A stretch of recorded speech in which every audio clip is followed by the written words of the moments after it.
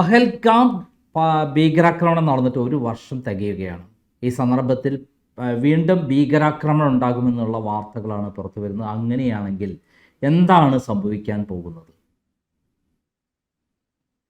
കഴിഞ്ഞ വർഷം, അതായത് 2025 ഏപ്രിൽ 22-ാം തീയതി ഉണ്ടായ പഹൽഗാം ഭീകരാക്രമണം, പിന്നീട് അതിന് തിരിച്ചടിയായി ഇന്ത്യ നൽകിയ, അതായത് ഇന്ത്യ ഓപ്പറേഷൻ സിന്ദൂർ പാകിസ്ഥാന് കനത്ത തിരിച്ചടി നൽകി. ഇത് നമുക്ക് എല്ലാവർക്കും ഓർമ്മയുണ്ട്. വീണ്ടും സ്ഥിതിഗതികൾ ആ ഒരു രീതിയിലേക്ക് എത്തിച്ചേരുമോ എന്നൊരാശങ്കയാണ് ഇപ്പോൾ നിലവിലുള്ളത്. ഇതിന് ഇങ്ങനെ ഒരു സംശയം ഉണ്ടാകാനുള്ള കാരണം, പഹൽഗാം ഭീകരാക്രമണത്തിന് മുമ്പ് പാകിസ്ഥാനിലെ മാധ്യമങ്ങളിൽ, അതായത് ദൃശ്യമാധ്യമങ്ങളിലും പത്രങ്ങളിലും നിരന്തരമായിട്ട് ചില വാർത്തകൾ വരാൻ തുടങ്ങിയിരുന്നു. അതായത് ഇന്ത്യ ഒരു ഫോൾസ് ഫ്ലാഗ് ഓപ്പറേഷൻ നടത്തും. ഫോൾസ് ഫ്ലാഗ് എന്ന് പറഞ്ഞാൽ ഇന്ത്യ തന്നെ ഒരു ആസൂത്രണം ചെയ്ത ഒരു ഭീകരാക്രമണം നടത്തിയിട്ട് അതിൻ്റെ പഴി പാകിസ്ഥാന് മേൽ ചാരുമെന്നും, എന്നിട്ട് അതൊരു കാരണമാക്കി എടുത്തുകൊണ്ട്, ഒരു മറയാക്കി എടുത്തുകൊണ്ട് പാകിസ്ഥാനെ ആക്രമിക്കും എന്നുമുള്ള വാർത്തകൾ പഹൽഗാം ഭീകരാക്രമണത്തിന് മുമ്പ് പാകിസ്ഥാനിലെ പത്രങ്ങളിലാകെ വ്യാപിച്ചിരുന്നു. അതിനുശേഷമാണ് പിന്നീട് ഇതെല്ലാം സംഭവിക്കുന്നത്. അതായത് ഇത് ISIയുടെ ഒരു നിഗൂഢ പദ്ധതിയാണെന്നാണ് ഇന്ത്യ ഗവൺമെന്റ് ഇപ്പോൾ പറയുന്നത്. ഇത് നമ്മുടെ പ്രതിരോധ മന്ത്രി തന്നെ സ്ഥിരീകരിച്ചിട്ടുള്ള ഒരു വാർത്തയാണ്. അപ്പോൾ ഇന്ത്യയുടെ സെക്യൂരിറ്റി ഏജൻസികൾ പറയുന്നത് പാകിസ്ഥാന്റെ ISIയും പാകിസ്ഥാന്റെ സൈന്യത്തിന്റെ 10ാം ഡിവിഷനും ചേർന്നിട്ട് ചില പദ്ധതികൾ ആവിഷ്കരിച്ചിട്ടുണ്ട്. അവർ ഈ പദ്ധതിയുടെ നേതാവ് ആരാണെന്നുള്ള വിവരവും പുറത്തുവിട്ടിട്ടുണ്ട്. അതായത് മേജർ ജനറൽ മുഹമ്മദ് മുഷ്താഖ് അലി, അദ്ദേഹം ISIയുടെ തലവനാണ്, പ്രധാനപ്പെട്ട ചുമതല വഹിക്കുന്ന ആളാണ്. അദ്ദേഹമാണ് ഈ ഒരു മാധ്യമ ക്യാമ്പയിന് പിന്നിലുള്ളത് എന്നാണ് ഇന്ത്യയുടെ സെക്യൂരിറ്റി ഏജൻസികൾ നൽകുന്ന വിവരം. ഇതിൻ്റെ ഒരു പ്രത്യാഘാതം എന്നത്, അതായത് പ്രതിരോധ മന്ത്രി രാജ്നാഥ് സിംഗ് വളരെ വ്യക്തമായി ഈ കഴിഞ്ഞ ദിവസം നടത്തിയ ഒരു പ്രസ്താവനയിൽ പറയുന്നത്, ഇങ്ങനെ ഒരു പ്രചരണം തുടങ്ങി ഇന്ത്യയിൽ ഭീകരാക്രമണം നടത്തിയാൽ ഇതുവരെ കണ്ടിട്ടില്ലാത്ത രീതിയിലുള്ള ഭയങ്കരമായ ഒരു തിരിച്ചടി പാകിസ്ഥാനെ കാത്തിരിക്കുന്നു എന്നാണ്. നമ്മൾ ഇതുമായിട്ട് കൂട്ടിച്ചേർത്ത് വായിക്കേണ്ട 1-2 കാര്യങ്ങളുണ്ട്. ഈ കഴിഞ്ഞ ദിവസം cabinet committee on security, CCS ആണ് ഇന്ത്യയുടെ പ്രതിരോധ ഇടപാടുകളുടെ അവസാനത്തെ ക്ലിയറൻസ് കൊടുക്കുന്നത്. അവര് 2 ലക്ഷം കോടിയിലധികം രൂപയുടെ ആയുധങ്ങൾ വാങ്ങാനുള്ള ക്ലിയറൻസ് നൽകി കഴിഞ്ഞിരിക്കുകയാണ്. സാധാരണഗതിയിൽ അങ്ങനെ ഒരു ക്ലിയറൻസ് നൽകുന്നത്, പ്രത്യേകിച്ച് ഇപ്പോൾ നമുക്ക് മുൻകൂട്ടി പറയാതെ വലിയ ചർച്ചകളൊന്നും ഇല്ലാതെ തന്നെയാണ് ഈ ക്ലിയറൻസ് വന്നിരിക്കുന്നത്. ഇതിൻ്റെ അർത്ഥം ഇന്ത്യ എന്തോ ഒരു പ്രതിസന്ധി ഘട്ടം പ്രതീക്ഷിക്കുന്നു എന്ന് തന്നെയാണ്. അതായത് ആയുധങ്ങള്, വെടിക്കോപ്പുകള്, അതുപോലെ തന്നെ മറ്റ് സ്പെയർ പാർട്സുകൾ, ഇതിൻ്റെ ഒന്നും ദൗർലഭ്യം ഉണ്ടാകാതിരിക്കാൻ വേണ്ടി മുൻകൂട്ടി ചെയ്യുന്ന ഒരു നടപടിയായിട്ടാണ് ഇതെന്ന് പ്രതിരോധ രംഗത്തെ വിദഗ്ധർ വിലയിരുത്തുന്നത്. നമ്മളിതെല്ലാം കൂട്ടിച്ചേർത്ത്, ഇത് മാത്രവുമല്ല, ഈ കഴിഞ്ഞ ദിവസം ഇന്ത്യയുടെ സൈന്യത്തലവൻ ജനറൽ ഉപേന്ദ്ര ദ്വിവേദി, അതുപോലെ തന്നെ ഇന്ത്യയുടെ നാവികസേനാ മേധാവി, ഇവരൊക്കെ തന്നെ ചില അർത്ഥഗർഭമായ പ്രസ്താവനകൾ നടത്തിയിരുന്നു. സൈന്യത്തലവൻ, ഇന്ത്യൻ ആർമിയുടെ തലവൻ നടത്തിയ പ്രസ്താവനയിൽ ഈ ഓപ്പറേഷൻ സിന്ദൂറിൽ ഇന്ത്യയുടെ പ്രതിരോധ ശേഷി വളരെ കൃത്യമായിട്ട് പാകിസ്ഥാന് മനസ്സിലായി കാണുമെന്നും, ഈ ഒരു പ്രതിരോധ ശേഷിയെ നേരിടാൻ പാകിസ്ഥാന് സാധ്യമല്ല എന്നുള്ളതും പാകിസ്ഥാൻ തിരിച്ചറിഞ്ഞിട്ടുണ്ടാകുമെന്നും അദ്ദേഹം വളരെ കൃത്യമായ ഒരു മുന്നറിയിപ്പ് കൊടുത്തു. നാവികസേനാ മേധാവി പറഞ്ഞത്, നമ്മുടെ നാവികസേന പാകിസ്ഥാന് നേരെ പാകിസ്ഥാന്റെ പ്രധാന തുറമുഖങ്ങൾക്ക് നേരെ മിസൈൽ ആക്രമണം നടത്തുന്നതിന് മിനിറ്റുകൾക്ക് മുമ്പാണ് അവർക്ക് ഉത്തരവ് ലഭിച്ചത്. ഇനി ആക്രമണം വേണ്ട, വെടിനിർത്തൽ നിലവിൽ വന്നിരിക്കുന്നു എന്നുള്ളത്. ഏതാനും മിനിറ്റുകൾ വൈകിയിരുന്നെങ്കിൽ കറാച്ചി തുറമുഖം നാമാവശേഷമായി ആകുമായിരുന്നു എന്നാണ് ഇന്ത്യൻ നാവികസേനയുടെ മേധാവി പറഞ്ഞത്. അതിന് തയ്യാറായിട്ട് അന്തർവാഹിനികളും അതുപോലെ തന്നെ ഇന്ത്യയുടെ യുദ്ധക്കപ്പലുകൾ, പ്രത്യേകിച്ച് ഡിസ്ട്രോയർ ക്ലാസ്സിലുള്ള കപ്പലുകളും പൊസിഷൻ ചെയ്തിരുന്നു എന്നുള്ള വിശദാംശങ്ങൾ അദ്ദേഹം പുറത്തുവിട്ടു. അപ്പോൾ ഇതെല്ലാം സൂചിപ്പിക്കുന്നത് വളരെ സ്ഫോടനാത്മകമായ ഒരു സ്ഥിതിവിശേഷത്തിലേക്കാണ് കാര്യങ്ങൾ നീങ്ങുന്നതെന്നാണ്. അത് മാത്രവുമല്ല, പാകിസ്ഥാൻ ആ, ഈ കഴിഞ്ഞ ദിവസം പാകിസ്ഥാന്റെ മാധ്യമങ്ങൾ പ്രസിദ്ധീകരിച്ച വാർത്തകൾ പറയുന്നത് ഇന്ത്യയുടെ വിവിധ ജയിലുകളിലുള്ള പാകിസ്ഥാൻ സ്വദേശികളായ തടവുകാരെ ഒരുപക്ഷെ ഇന്ത്യ ഈ ആക്രമണത്തിനായിട്ട് ഉപയോഗപ്പെടുത്തിയേക്കും എന്നാണ്. അപ്പോ ഈ പാകിസ്ഥാന്റെ പ്രചരണത്തിന് ഒരു വിശ്വാസ്യത കൊടുക്കാനാണ് ഇത്തരം ആരോപണങ്ങൾ ഉന്നയിക്കുന്നതെന്നാണ് ഇന്ത്യ ചൂണ്ടിക്കാണിക്കുന്നത്. അതിന് മറുപടിയായിട്ടാണ് ഇന്ത്യ ഈ പാകിസ്ഥാന്റെ ഈ ഒരു ക്യാമ്പയിൻ, അതായത് പ്രൊപ്പഗണ്ട ക്യാമ്പയിൻ നടത്തുന്നത് ആരൊക്കെയാണ് എന്നുള്ള വിശദാംശങ്ങൾ പുറത്തുവിട്ടതും ISIയുടെ ഇതിന്റെ ചുമതലയുള്ള മേജർ ജനറൽ മുഹമ്മദ് മുഷ്താഖ് അലിയുടെ പേര് തന്നെ പേരെടുത്ത് പറഞ്ഞ് ഇന്ത്യ മറുപടി കൊടുത്തതുമൊക്കെ. ഇതുകൂടാതെ പാകിസ്ഥാൻ സൈന്യത്തിന്റെ 10ാം ഡിവിഷന്റെ തലവനും ഈ ഒരു പ്രചരണത്തിൽ ഉൾപ്പെട്ടിട്ടുണ്ട് എന്നാണ് ഇന്ത്യ ഇപ്പോൾ പുറത്തുവിട്ടിരിക്കുന്ന വിവരം. ഇതിന്റെ മറുപടിയായിട്ട് ഇന്ത്യ പറയുന്നത്, പാകിസ്ഥാനെ സംബന്ധിച്ചിടത്തോളം പാകിസ്ഥാനിൽ ഇപ്പോൾ പാകിസ്ഥാന്റെ ഉള്ളിലുള്ള പ്രതിസന്ധികൾ ഇങ്ങനെ എന്തെങ്കിലും ഒന്ന് നടത്താൻ പാകിസ്ഥാൻ ISIയെയും സൈന്യത്തെയും നിർബന്ധിതമാക്കുന്നു എന്നുള്ളതാണ്.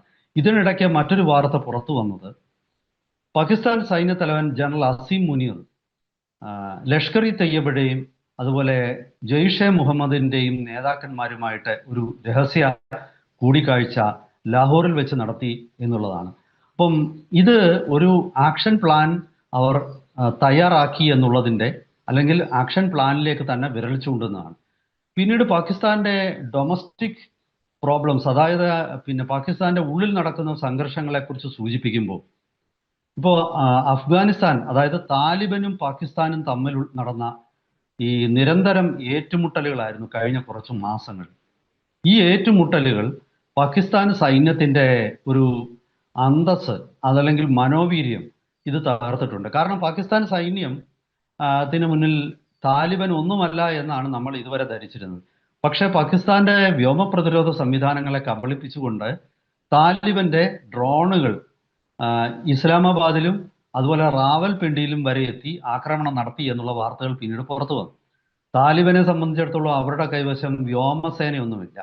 അതായത് പാകിസ്ഥാന്റെ കൈവശം ചൈനീസ് നിർമ്മിതമായിട്ടുള്ള JF-17 അല്ലെങ്കിൽ J-10C, അതുപോലെ ഈവൻ J-20 വരെയുള്ള ചൈനീസ് യുദ്ധവിമാനങ്ങൾ പാകിസ്ഥാന്റെ കൈവശമുണ്ട്. പക്ഷേ അതേസമയം താലിബന്റെ കൈവശം അത്തരം വിമാനങ്ങളൊന്നുമില്ല. അവർക്ക് വ്യോമ പ്രതിരോധം, അതായത് സർഫസ് ടു എയർ മിസൈലുകളൊന്നുമില്ല. അവർക്ക് തോക്കുകളും അതുപോലെ പീരങ്കികളും അതുപോലെ ചെറിയ രീതിയിൽ ഡ്രോണുകളും ഒക്കെ മാത്രമേ ഉള്ളൂ. അപ്പോൾ ഇത്രയും സാങ്കേതിക പരിമിതികളുള്ള ഡ്രോണുകൾ പാകിസ്ഥാനിലേക്ക് എത്തി ഇസ്ലാമാബാദിലെയും റാവൽപിണ്ടിയിലെയും ഒക്കെ വ്യോമ പ്രതിരോധ സംവിധാനങ്ങളെ കബളിപ്പിച്ചു എന്ന് പറയുമ്പോൾ അത് പാകിസ്ഥാനെ സംബന്ധിച്ചിടത്തോളം വലിയൊരു നാണക്കേടാണ്. അത് ചൈനയെ സംബന്ധിച്ചിടത്തോളം ആണെങ്കിലും അത് ഒരുപാട് ചോദ്യങ്ങൾ ഉയർത്തുന്നുണ്ട്. കാരണം ഇപ്പം ഇറാൻ യുദ്ധത്തിലും ഇറാന്റെ കൈവശം ഉണ്ടായിരുന്നത് ചൈനയുടെ HQ-9 അതുപോലെ HQ-15 ഇങ്ങനെയുള്ള വ്യോമ പ്രതിരോധ സംവിധാനങ്ങളാണ്. ഈ വ്യോമ പ്രതിരോധ സംവിധാനങ്ങൾ പലപ്പോഴും മിസൈൽ ആക്രമണങ്ങളെയോ അല്ലെങ്കിൽ ഡ്രോൺ ആക്രമണങ്ങളെയോ നേരിടാൻ പര്യാപ്തമല്ല എന്ന ഒരു തെളിവ് തന്നെയാണ് ഈ ഓപ്പറേഷൻ സിന്ദൂറും അതുപോലെ അമേരിക്കയുടെ ഇറാൻ ആക്രമണവും ഒക്കെ സൂചിപ്പിക്കുന്നത്. അപ്പൊ ഈ ഒരു സാഹചര്യത്തിൽ പാകിസ്ഥാനെ സംബന്ധിച്ചിടത്തോളം പാകിസ്ഥാൻ സൈന്യത്തിന്റെ മനോവീര്യം നിലനിർത്താനും പാകിസ്ഥാൻ ആസ്ഥാനമായുള്ള തീവ്രവാദ സംഘങ്ങളുണ്ട്, ആ തീവ്രവാദ സംഘങ്ങളുടെ മനോവീര്യവും നിലനിർത്തണം. അതല്ലെങ്കിൽ ഇപ്പോൾ ഈ കഴിഞ്ഞ ഓപ്പറേഷൻ സിന്ദൂറിൽ ജെയ്ഷെ മുഹമ്മദിന്റെ ഹെഡ്ക്വാർട്ടർ ബഹാവൽപൂർ എന്ന സ്ഥലത്തുള്ള അവരുടെ ആസ്ഥാനം, അതുപോലെ തന്നെ ലഷ്കർ ഇ തയ്യബയുടെ ആസ്ഥാനം, ഇതൊക്കെ തന്നെ ഓപ്പറേഷൻ സിന്ദൂറിൽ കാര്യമായ കേടുപാടിൽ പറ്റി. അതുപോലെ മസൂദ് അസറിന്റെ JEMന്റെ തലവനായ മസൂദ് അസറിന്റെ അടുത്ത ബന്ധുക്കൾ, നിരവധി ബന്ധുക്കൾ ഈ ഓപ്പറേഷൻ സിന്ദൂറിൽ കൊല്ലപ്പെട്ടു. സ്വാഭാവികമായിട്ടും ഇതിന് ഒരു മറുപടി അവർക്ക് നൽകേണ്ടതുണ്ട്. അങ്ങനെ മറുപടി കൊടുക്കാനുള്ള ശേഷിയില്ലെങ്കിൽ അവർക്ക് പുതിയ കേഡറുകളെ കിട്ടില്ല. ഒരു തീവ്രവാദ ആക്രമണം, ജിഹാദ് എന്നൊക്കെ പറയുന്നതിൽ രണ്ട് തലങ്ങളുണ്ട്. അതിൽ സാമ്പത്തികമുണ്ട്, ആശയങ്ങളുണ്ട്. അതുപോലെ അവരെ ധരിപ്പിക്കുകയാണ് ഇന്ത്യയെ കീഴടക്കാനുള്ള ശക്തി നമ്മൾക്കുണ്ട് എന്നുള്ള അതൊരു ബ്രെയിൻ വാഷിങ്ങിലൂടെ അവരെ ബോധ്യപ്പെടുത്തുകയാണ്. അങ്ങനെ ബോധ്യപ്പെടുത്താൻ പറ്റിയില്ലെങ്കിൽ പല ആൾക്കാരും ഈ തീവ്രവാദ കാരണം അവർക്കറിയാം അവർ ഇന്ത്യയിലെത്തി മരിച്ചു പോകും. മരിച്ചു പോയാലും ഞങ്ങൾ ഒരു വലിയ പോരാട്ടത്തിന്റെ ഭാഗമാകുകയാണ് എന്നൊക്കെയുള്ള തോന്നലുകളാണ് പലരെയും ഇത്തരം തീവ്രവാദ ആക്രമണങ്ങളിലേക്കും ജിഹാദി ആക്രമണങ്ങൾ, സൂയിസൈഡ് ആക്രമണങ്ങൾ ഇതിലേക്കൊക്കെ അവരെ പ്രേരിപ്പിക്കുന്നത്. പക്ഷേ അത്തരം ഒരു അന്തസ്സ് അതിൽ നിന്ന് ലഭിക്കുന്നില്ല എന്ന് വന്നാൽ, അവിടെ പോയിട്ട് വെറുതെ മരിക്കാൻ പോവുകയാണ് എന്ന് പറഞ്ഞാൽ ഒരിക്കലും നമ്മളുടെ ഒരു ആക്രമണത്തിന് ഒരു പ്രയോജനവും ലഭിക്കാൻ പോകുന്നില്ല എന്നുള്ളതാണ് യാഥാർത്ഥ്യമെങ്കിൽ പലരും ആശയത്താൽ പ്രചോദിതരാവില്ല. കാരണം ആശയപ്രചോദനം ഉണ്ടാകണമെങ്കിൽ നമുക്ക് ഫലപ്രാപ്തിയെക്കുറിച്ചുള്ള എന്തെങ്കിലുമൊക്കെയുള്ള സൂചനകൾ ഉണ്ടാവണം. ഇത് പാകിസ്ഥാനെ സംബന്ധിച്ചിടത്തോളം ഒരു വലിയ ഭീകരാക്രമണം ഇന്ത്യയിൽ നടത്തേണ്ടത് ഇപ്പൊ അവരെ സംബന്ധിച്ചിടത്തോളം അവരുടെ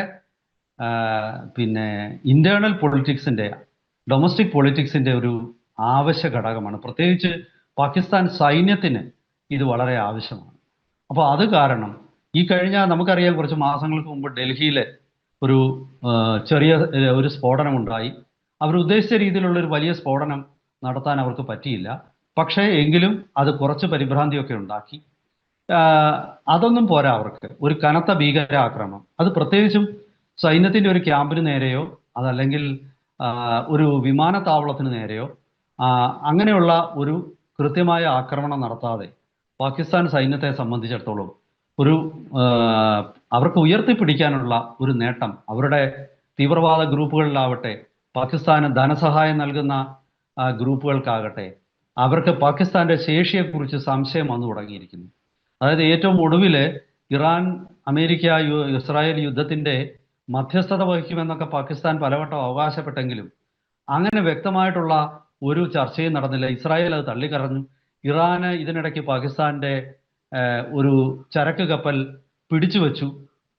ഹോർമൂസിലൂടെ കടന്നു വന്നുകൊണ്ടിരുന്ന ഒരു കപ്പൽ തിരിച്ചു വിളിച്ച് അതിന്റെ ക്ലിയറൻസ് വാങ്ങിക്കണം എന്നാവശ്യപ്പെട്ടു. ഇതൊക്കെ തന്നെ പാകിസ്ഥാനെ സംബന്ധിച്ചിടത്തോളം പാകിസ്ഥാന്റെ ഒരു ശേഷിയെക്കുറിച്ച്, പ്രത്യേകിച്ച് താലിബാനുമായിട്ടുള്ള യുദ്ധത്തിൽ പാകിസ്ഥാൻ സൈന്യത്തിന്റെ ശേഷിയെക്കുറിച്ച് ഒരുപാട് സംശയങ്ങൾ വരികയാണ്. അത് ബലൂചിസ്ഥാൻ ആണെങ്കിൽ അവിടുത്തെ പ്രക്ഷോഭങ്ങളെ അമർച്ച ചെയ്യാൻ പാകിസ്ഥാനെ കൊണ്ട് കഴിയുന്നില്ല. ഇതെല്ലാം തന്നെ പാകിസ്ഥാന് സൈന്യത്തിന്റെ ക്യാപ്പബിലിറ്റീസിനെ കുറിച്ച് ഒരുപാട് ചോദ്യങ്ങൾ ഉയർത്തുന്നുണ്ട്. ഇതിനൊക്കെ ഒരു മറുപടി അവർക്ക് കൊടുക്കണമെങ്കിൽ ഈ ഒരു ഭീകരാക്രമണം, പ്രത്യേകിച്ചും ഈ ഒരു കൊല്ലം തികയുന്ന അതായത് പഹൽഗാമിന് ആക്രമണത്തിന്റെ ഒരു കൊല്ലം തികയുന്ന ഈ സമയത്ത് അവർ ഇങ്ങനെ ഒരു സാഹസത്തിന് മുതിരാനുള്ള സാധ്യത ഉണ്ട് എന്ന് തന്നെയാണ് സൂചന. വരും ദിവസങ്ങളിൽ ഇത് എത്രത്തോളം ഇതൊരു ഇന്ത്യ പാകിസ്ഥാൻ യുദ്ധത്തിലേക്ക് പോകും എന്നൊന്നും നമുക്കിപ്പോൾ പറയാൻ പറ്റുന്നില്ല. പക്ഷേ തയ്യാറെടുപ്പുകൾ ഇന്ത്യയുടെ ഭാഗത്ത് വളരെ ശക്തമാണ്. വരും ദിവസങ്ങളിൽ നമുക്ക് ഇതിന്റെ കൂടുതൽ അപ്ഡേറ്റ്സുമായിട്ട് നമ്മുടെ പ്രേക്ഷകരെ സമീപിക്കാം. ഇപ്പോൾ നമ്മുടെ സമയം അവസാനിച്ചിരിക്കുന്നതായിട്ട് മനസ്സിലാക്കുന്നു. തൽക്കാലം നമുക്ക് ഇവിടെ ഓക്കെ, താങ്ക് യു.